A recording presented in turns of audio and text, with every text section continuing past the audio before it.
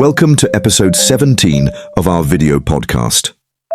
Today, we're going to discuss developing a personalized support plan, a collaborative approach, and explore how Medicare Hub Limited's outreach care services support residents in the UK to live independently, safely, and with dignity. Stay tuned.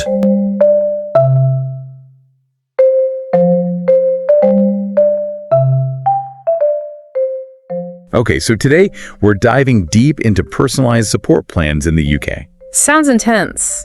Well, it might seem like dry material, but I think it'll be pretty interesting once we get into it. Oh, okay. I'm intrigued. So we've got this article, Developing a Personalized Support Plan, a Collaborative Approach. And it really digs into how these plans help people live better lives. That's a great goal. Yeah, so let's just start with the basics. What is a personalized support plan exactly?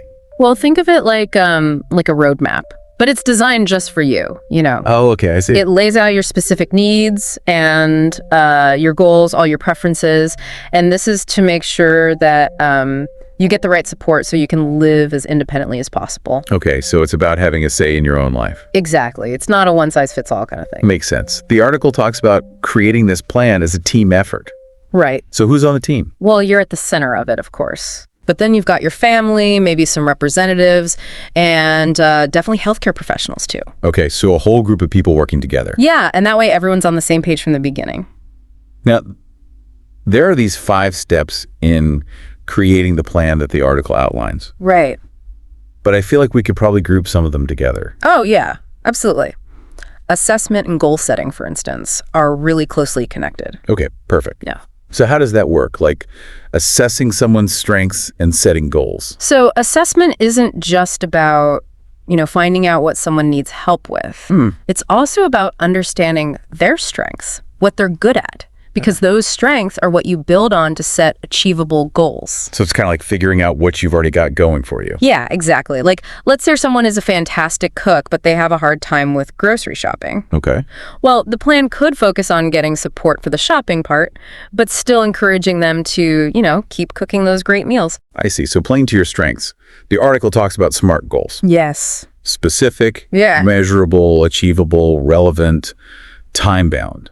Love those. So how do these SMART goals actually work in a support plan? Okay, so let's say someone's goal is to, be more social, get out there more. Okay, good goal. A SMART goal might be something like attend a local community event like once a week for the next month. Oh, I like that. Yeah, it's specific, right? You know what you're doing, how often, and for how long.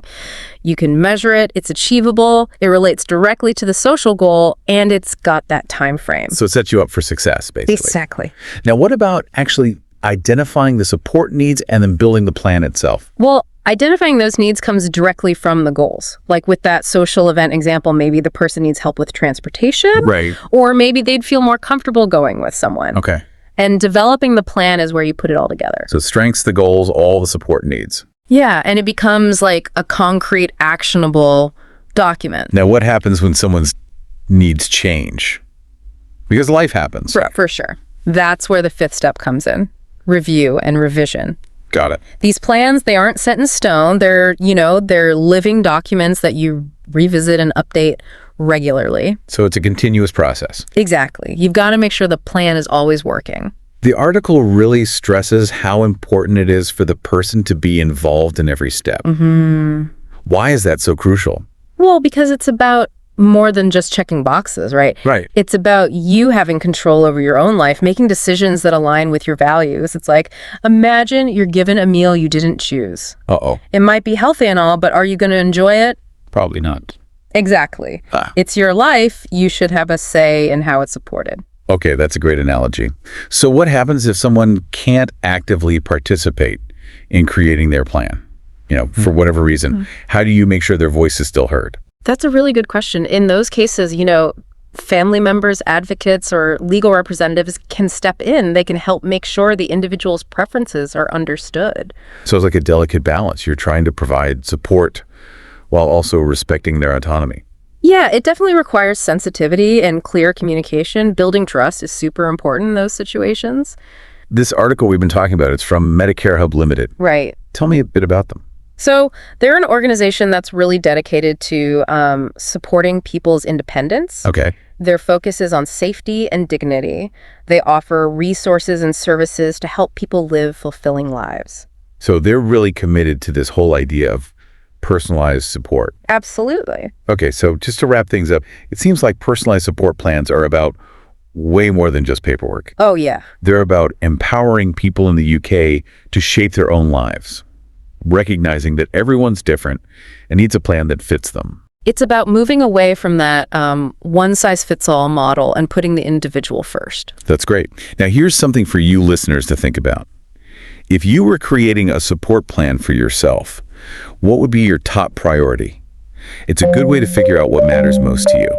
I like that. Thanks for joining us on this deep dive. We'll see you next time for another insightful exploration. See you then.